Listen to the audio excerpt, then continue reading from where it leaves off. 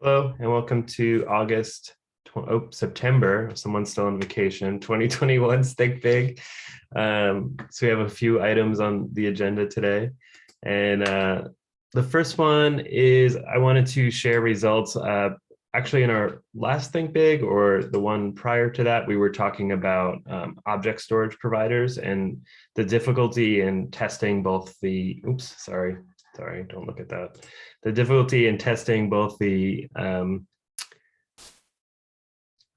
package registry and container registries with different storage providers because we have many different options that we could test. So we talked about sending out a survey to self-managed admin to understand, are they using object storage or local storage, and then which providers for object storage and which settings.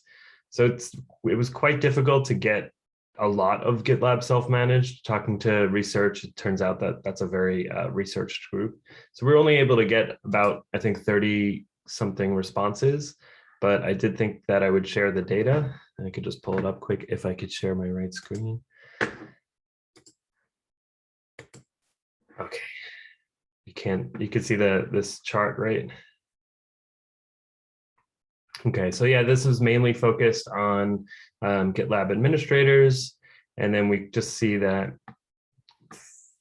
there's no easy answer here. Basically, that storage is split between local and object storage fairly evenly, although local is more common.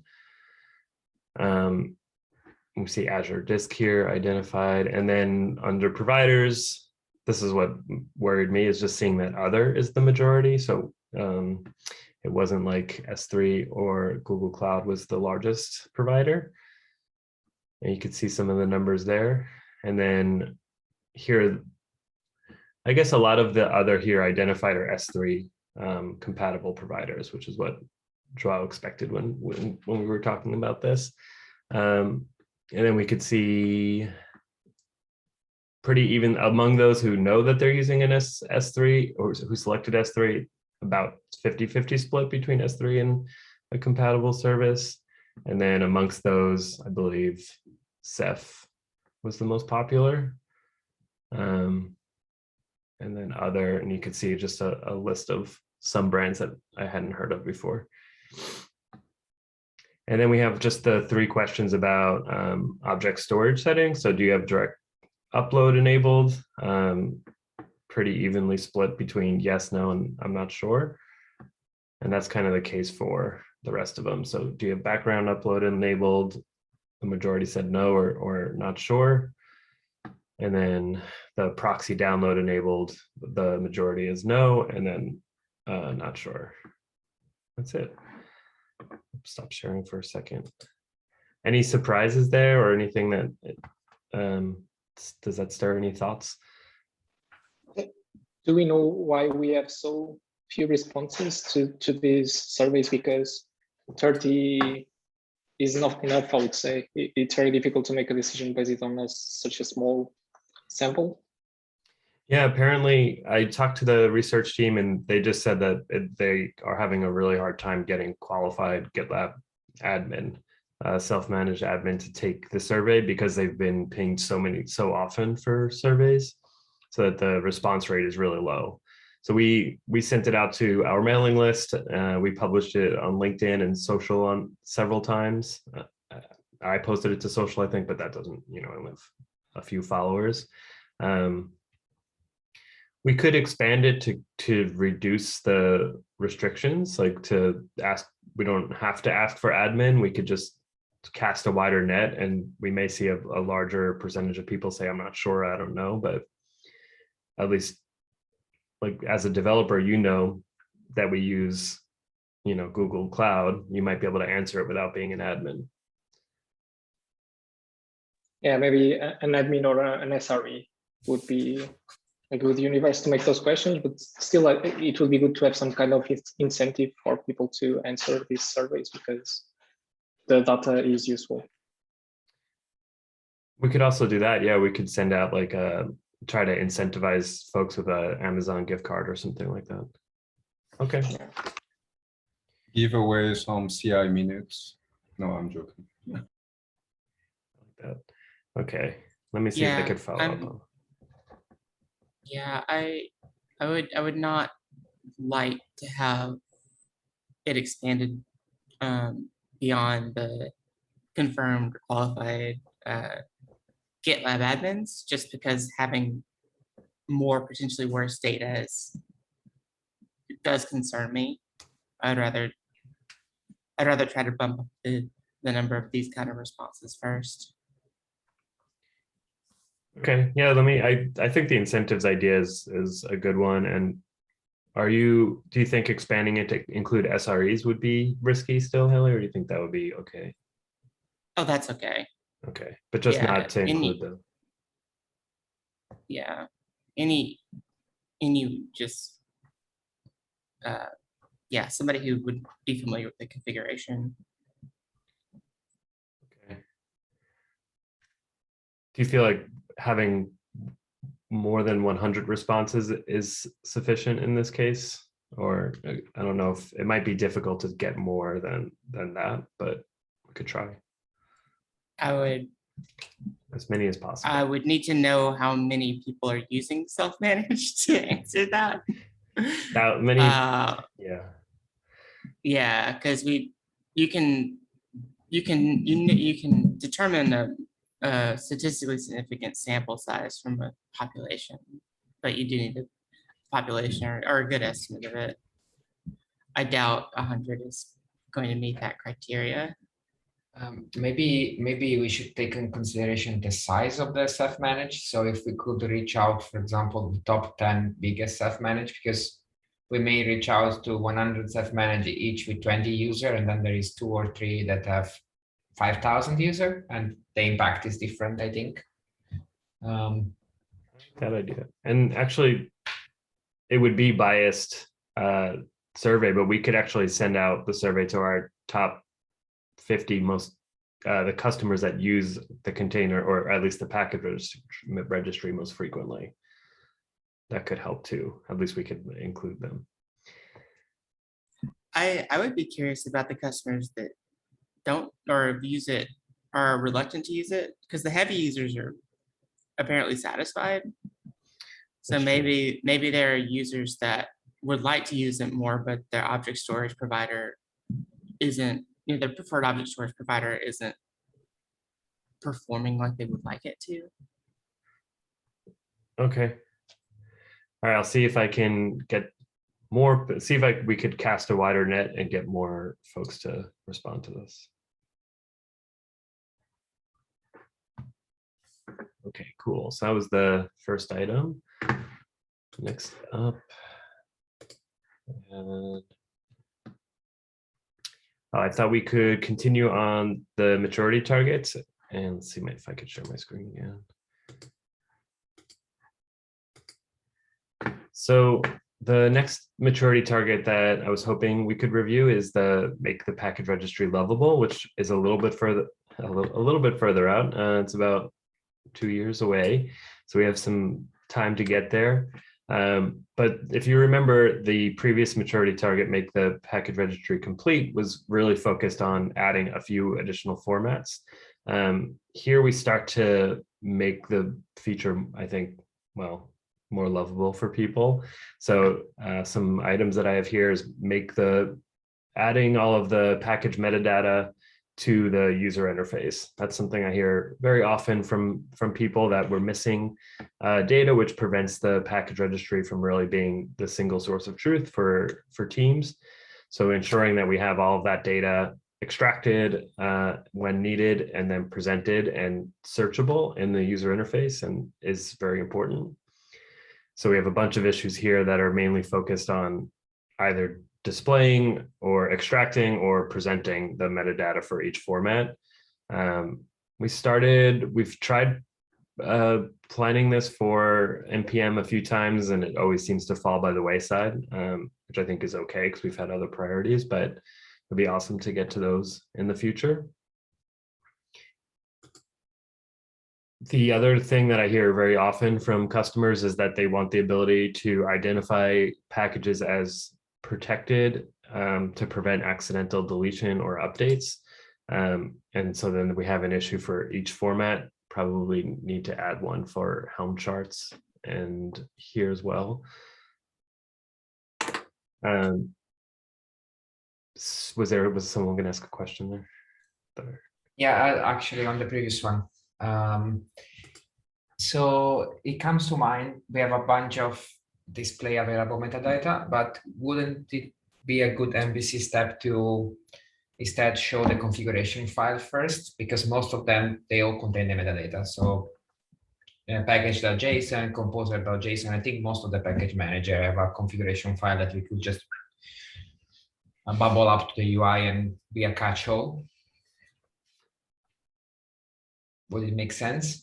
I think so. So basically just displaying that file in the user interface would be helpful. I think that would definitely be helpful. In fact, we have issues for those somewhere. But yeah, I really like that. I'll make sure it's added to this.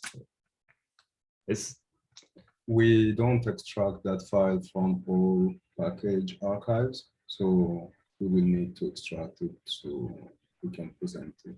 It's the case for a few. I think Composer is one of them, but it's not the case for all of them. Right, like Composer and Python, maybe we extract those files, but we don't for NPM, Ruby, and those other ones. I think we'll kind of just have to cross the path of we're going to have to extract something, so we can extract the file, the metadata, either both of them at the same time, or we can choose to like just look at the file first. But like David was saying, like on a lot of these formats, neither are currently extracted. So there is some extraction before we can even display the files for some of them. They're not displayed in the package file list for those formats. That's the Right. thing. Yeah, like NPM is a good example.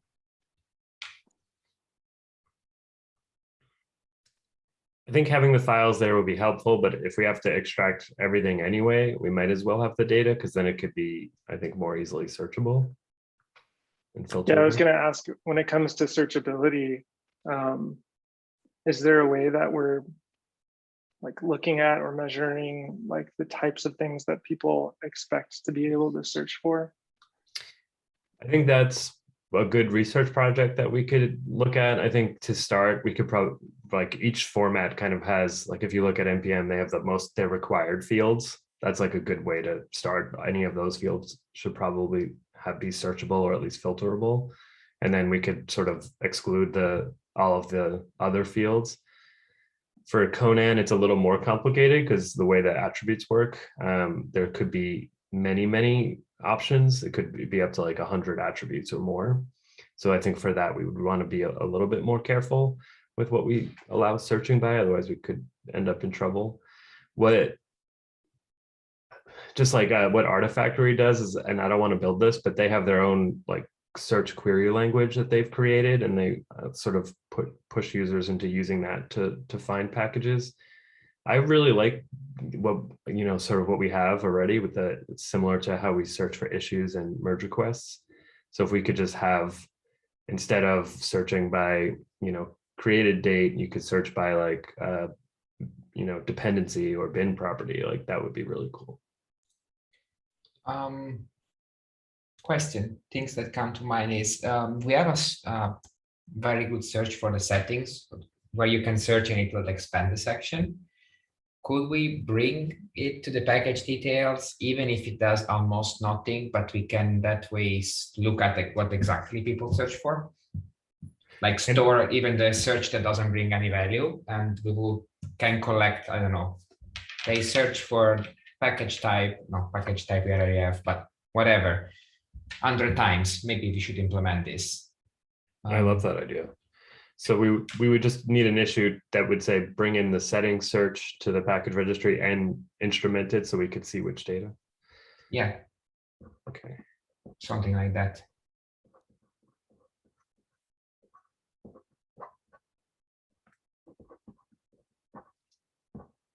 Okay. Yeah, I like that idea. I guess I've been pushing for starting with NPM on this because it's our most frequently used format, but is there a format that's easier? Is the one that we could start with that makes more, that would kind of we could de-risk some of it? I think for NPM, there's more work up front because it involves extracting one or the other, the file or the metadata, which actually I believe will involve us probably first doing the workhorse changes. I don't know if that's actually true.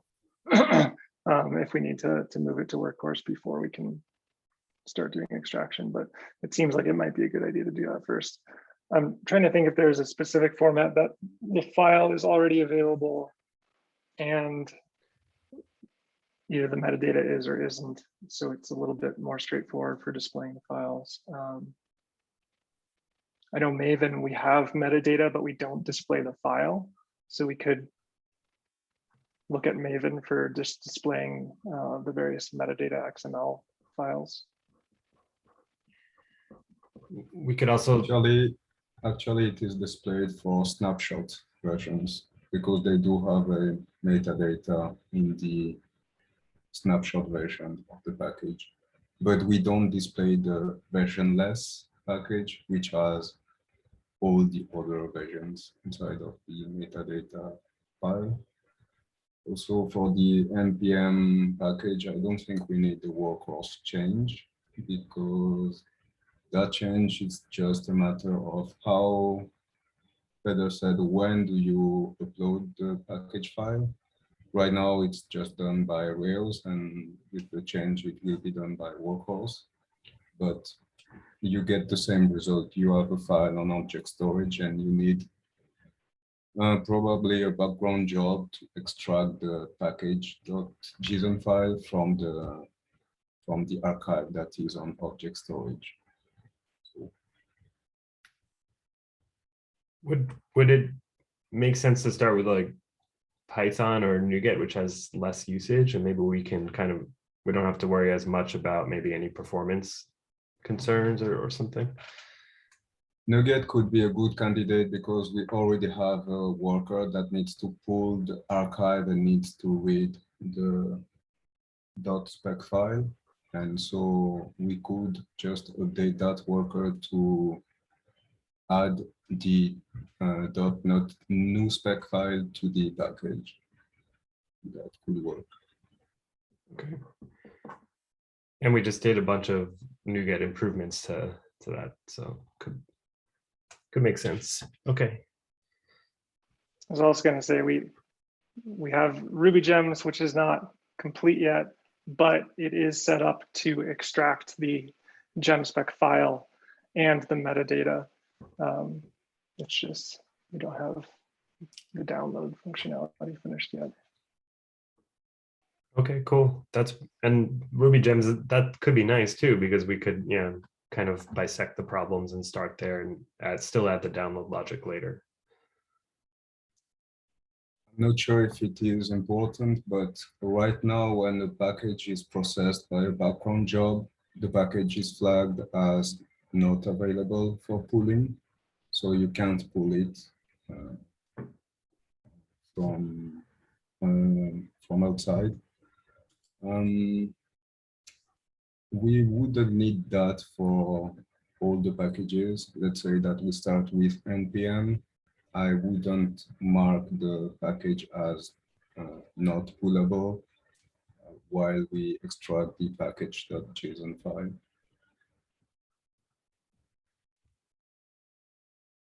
What would you mark it at? It would not be marked at all.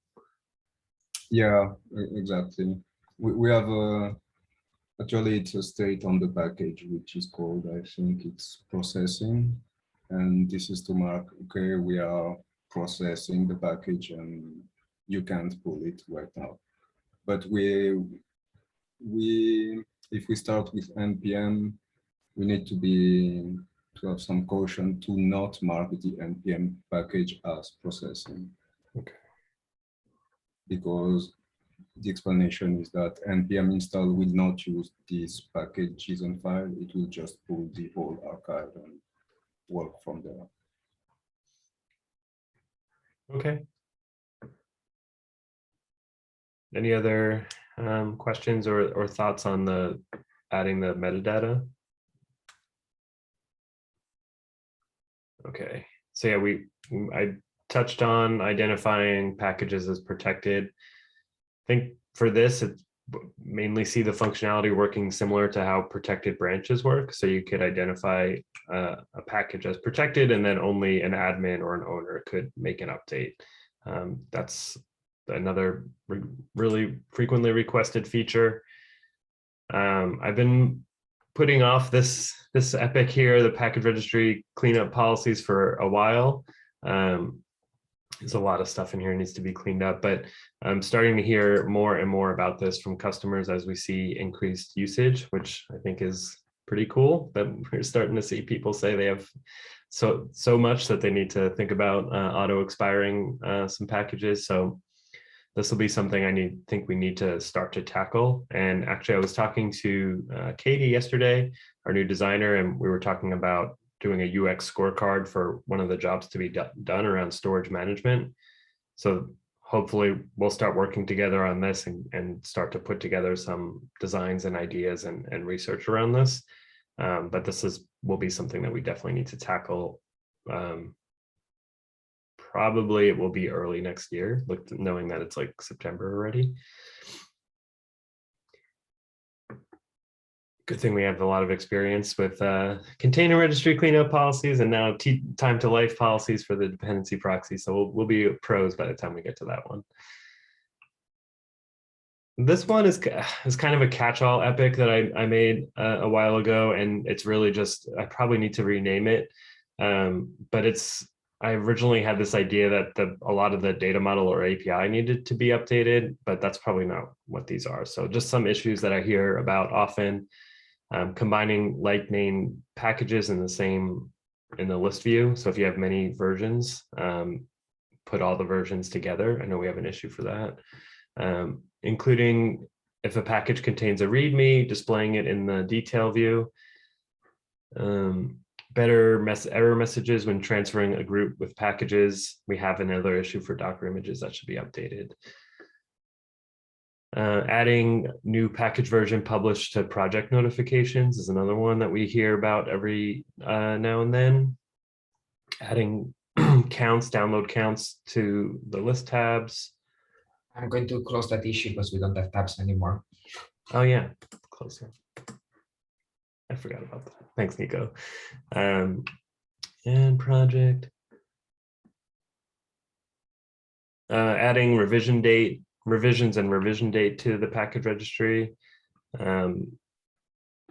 Another one we hear about is more support for tags. We talked a lot, David opened this issue for package labels a while ago now, and it's something that we talk about on and off again as a way of helping customers to identify packages and label them.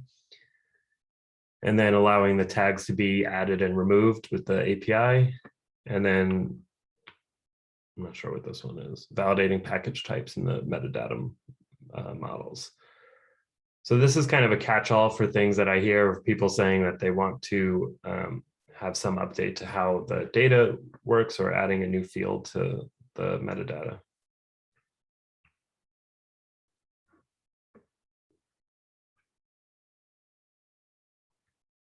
Any questions on that one?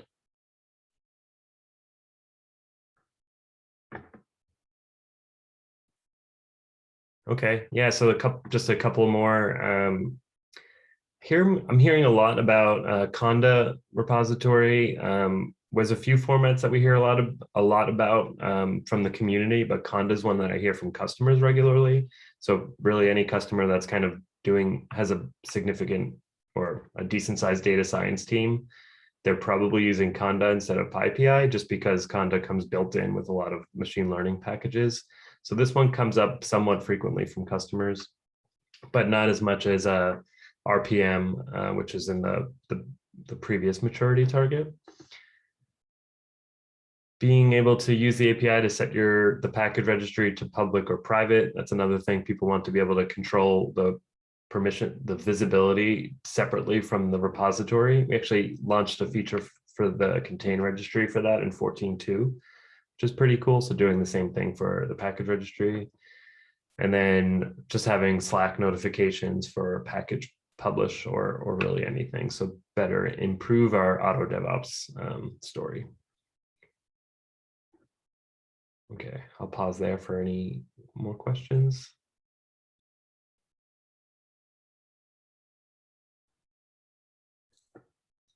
Can I have a question from one of the above, if there is no one?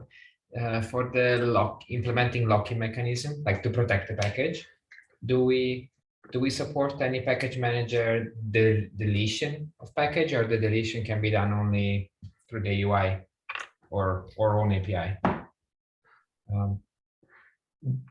You mean like, could you do like npm? I don't remember what the npm command is for deleting. Unpublish. I think for some we do support, for some we don't, and it's a mixed bag of whether or not we support it. Okay, because if we didn't support them, it sounded like easy changes. It's just models and the UI, but no, if there is the package manager API to be touched. Oh, that's a good point. Yeah. I'll have to check. I was just reading through the documentation and seeing all that for most of the formats, we have that supported CLI command. So it's pretty easy to check because you could just see whether or not it's supported.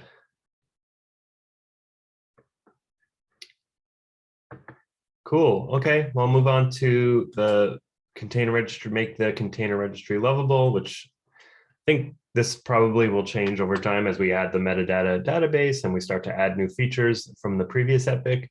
But I did want to call out some of the things that we hear often from customers, but are not as important as getting the metadata database on production and deployed, and also fixing some long-awaited issues. This is sort of like the next level of what we hear. One really popular issue is people, and I'm not sure if we can do this, I know I've mentioned this a bunch of times, but removing branch related images when the branch is merged. So right now in the MR UI, you could say squash related branches on merge. People would like to do the same thing with images as an easy way of cleaning up the registry.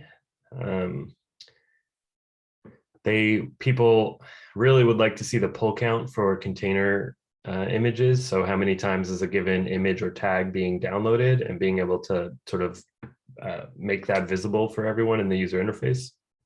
I hear this several times a week in some format or another. Another thing I hear often is the permissions around the catalog endpoint, especially from some of our larger customers who want to be able to basically get a list of all the images and tags that they have at their instance. We don't do that today, because especially for GitLab.com, because it would display way too much info. And we have some concerns about this in general about, is this safe to do even for self-managed? But this is something we do hear often, so it's on the list. Identifying images as protected, so similar to what we had for the package registry. This one I used to hear more often. I don't hear it as often now, but having the ability to publish images to your group, not just to a project. Not something we could do now, but we do hear people asking for that. Same thing for the workspace. So, well, right now we don't really have the idea of a workspace, but for in the future, instead of, there will be for .com or SaaS customers, they will have similar to an instance, they'll have their workspace. And so we hear they'd like to publish images there as well. Fire a webhook when the container registry is pushed to. Do we have this feature already, João? No, this is another one that No. We hear often. So people would like to take some action once an image has been pushed. They want to take some other action, whether that's scanning or whether that's kicking off another build or something like that. Two that I hear about often, or we hear about often, is adding support for tag immutability, which I guess is really in line with the protected branches, but slightly different. And then support for signing images. The signing images we may have a small breakthrough in that the OCI spec is now supporting signing of images, potentially even packages, right? So we have an investigation to see if we could do this. It's scheduled in a couple of milestones from now. This one I don't think belongs there. And adding more limitations, I guess, so filtering, making sure that we are not allowing people to upload Disney movies to their container registry or something like that. So adding in more controls and limitations. Missions. And then some of these can be taken off. We kind of agreed that we're not going to do that. We do hear questions about more granular permissions, although I haven't heard it in a while as we've added more token support for things, but this is kind of an older research issue. We're hearing more and more about granular permissions a year ago. And this is kind of another webhook type feature. So a little thinner on the Lovable list for now, but like I said, we're going to get through the complete and we'll see what happens. But still a lot of cool features here. Any questions on that one? There are a few of these that we could make today with asynchronous notifications, but because they are not reliable, users would likely get disappointed by a wrong pull count or a wrong webhook notification that is missing when they already pushed an image. So yeah, I think that's one thing that I've heard. Well, it's one of our top, it is our top job to be done, is reliability and stability. So if we're returning wrong data, people will lose trust quickly. I'd rather tell them that we don't have it, and then when we do have it, it's more accurate.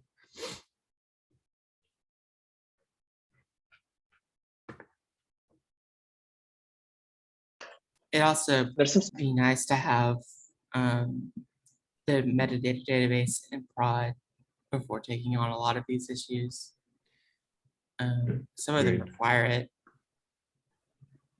I think for all of these, I'll stand behind in terms of, I stopped sharing my screen, but this epic is due in November of 2023 as well. So it's all of these issues will only be prioritized after we have the metadata database in production.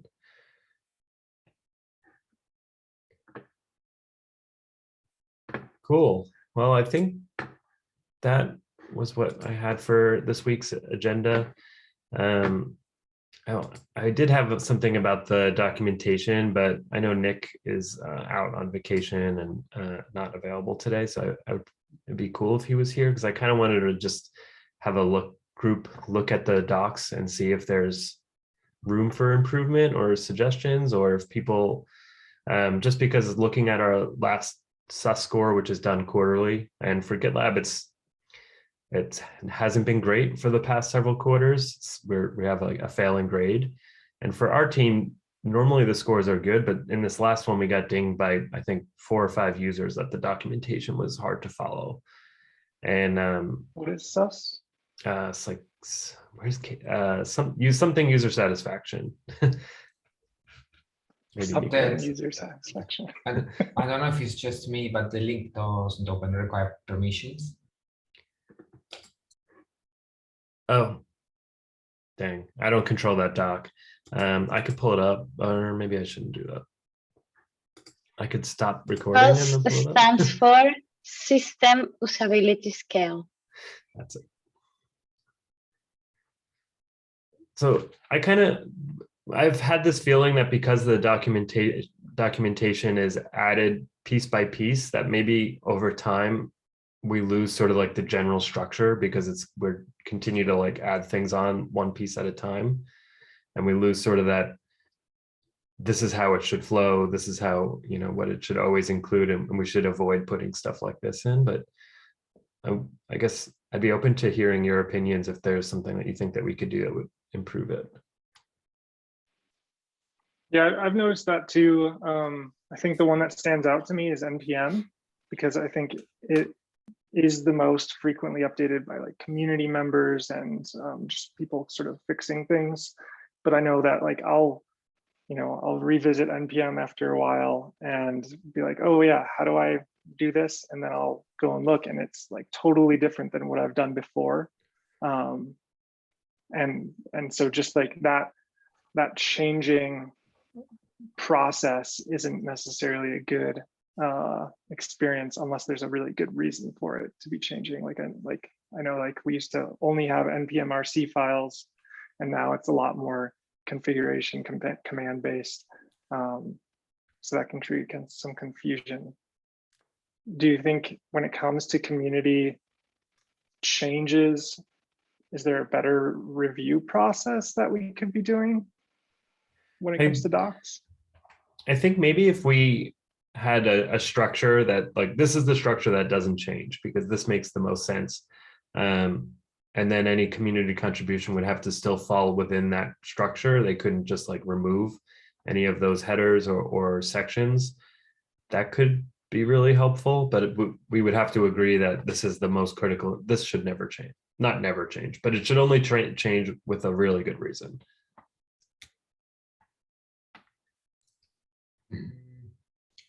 This is like, I'm not sure it's valid or it's not a valid idea, but will it make sense to add bullet point to the onboarding for any new team member to pick a section of the docs and try to go through it like as a complete newcomer to this world and see if it makes sense? Because I think we are all biased by knowing the system ins and outs sometimes, or being familiar with it. I like the idea. I include myself on that one. And for the question that you were having, Steve, about like if we have a process for the community contributions for documentation, yesterday on the retrospective, we were talking about like, we don't want to accept contributions if they are affecting quality. So probably we can also work on that. Like if we cannot accept contributions, if the documentation don't stay updated.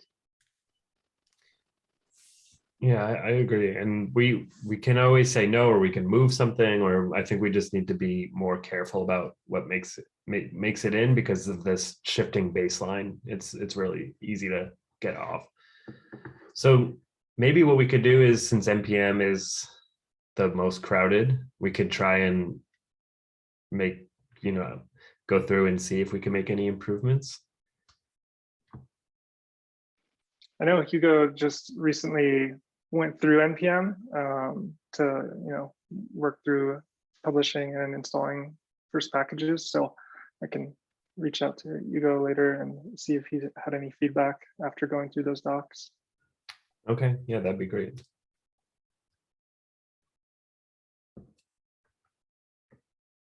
Cool. Yeah, I think that our docs are really part of our product for a lot of people. So if there's confusion, then it's, even if we have the best user interface or the best user experience, it's going to be, people are not going to be pleased when they get stuck. Okay, well, let's start with NPM and see if we can come up with like a format that we really, let me ask this question. Is there one that you really do like? One format that you think is laid out really nicely and clear?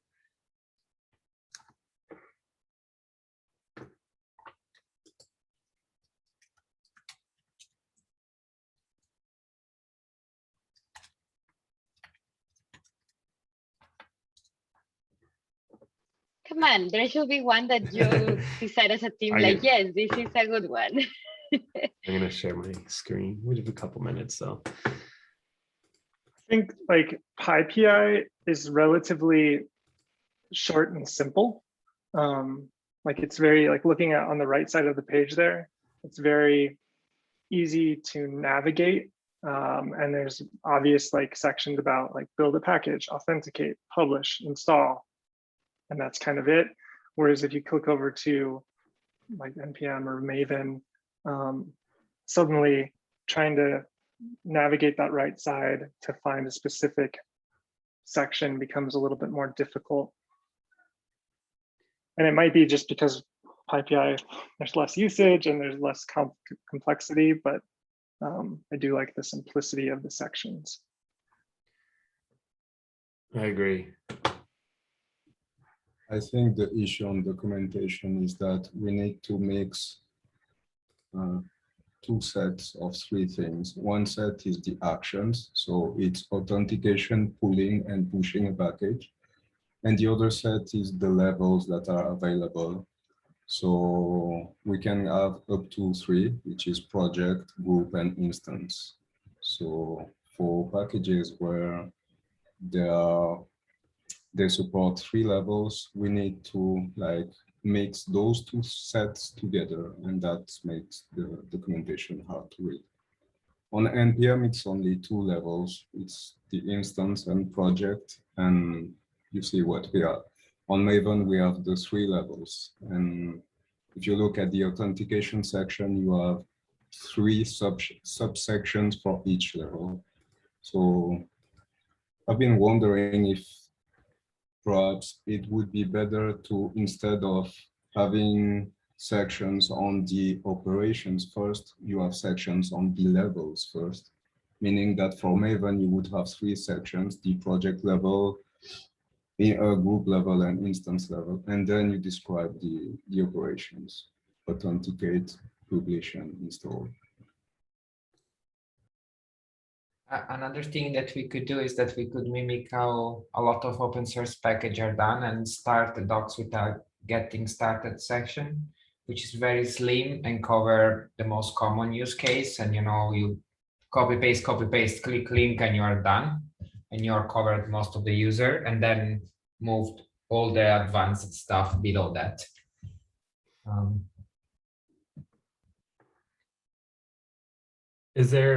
Are there docs that you really like? Other open source documentation that you think is really good or is structured really well? The Vue.js documentation is very well done, and the author is in GitLab team member, so we could ask info. Oh, I would like one of the authors.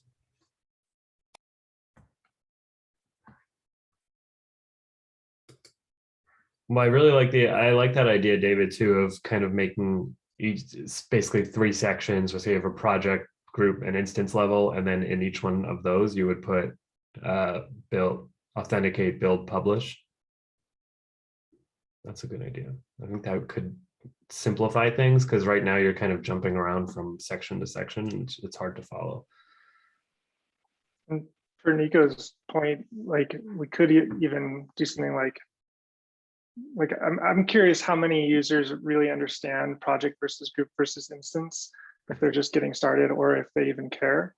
So it could be something where we just say, here's all the project level stuff, because that's the most straightforward and the most base usage, and then have the other group and instance level on a separate linked page or something like that. That'd be cool. What for the supported CLI commands? I thought that was really helpful, but it's kind of buried at the bottom. Do you think that makes sense to put it at the top to kind of like state right from the beginning what you could do with it?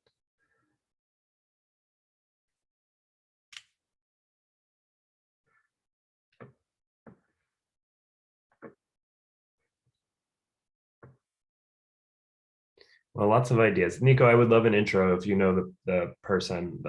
That would be great. I'd love to just pick their brain a little bit and ask them what they think. I will. Okay. And then Steve, you'll ask Ugo to see if he has any suggestions. And then David, do you want to try? Should we try something for Maven as well as create an MR that kind of just combines them into project endpoints or project group instance? Yeah, we can try something. Could I do that? I could try that. Because it's just moving content around, right? There's not. Yeah. Okay. I could take that one and see and then send it to you for review. On Maven, there is a good introduction on the three levels and why you would need the group level or the instance level. So we should keep that as an introduction to the three levels. Okay, cool. Yeah, I like that. All right, we're at time. Haley, do you have anything to add? It looked like you might have thought about saying something. No. Okay. Well, thanks everyone. This is great. I'm going to stop recording. I'll share the video in the doc afterwards, and I'll talk to you later. Thanks. Bye.